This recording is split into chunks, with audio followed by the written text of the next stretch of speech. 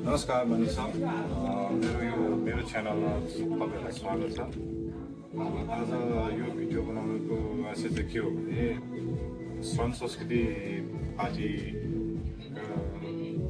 युवाहरूले के गर्दैछन्, के गर्छन् भन्ने कुराहरूको जानकारी दिनेको लागि मैले सानो क्लिपहरू लिएको छु।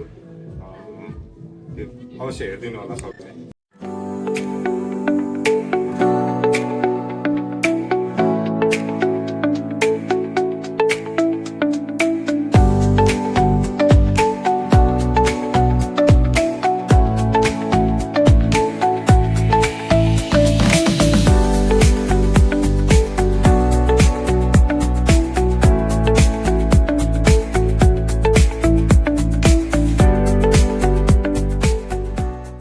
मिति 2083 साल भदौ 6 गतेका दिन शनिबारका दिन हामी श्रम संस्कृति पार्टीका युवाहरूसँग जोडिन आएको छ।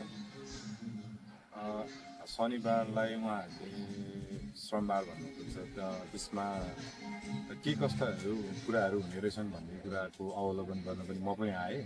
कस्तो भने सबैजना मिलेर गर्दाखेरि हुने कुरा हो, यो सामान्यतया गर्ने कुरा हुने कुरा रहेछ होइन। जस्तै अब स्कुललाई चाहिएको सहयोग पनि थियो, जस्तै अब सबै सरकारकै उयोबाट हुनुपर्छ भन्ने पनि छैन होइन। अब त्यसमा सामान्य कामहरू भयो, घाँसहरू अहिले यहाँ झोडीहरू धेरै बाक्लो झोडी भइसकेको रहेछ।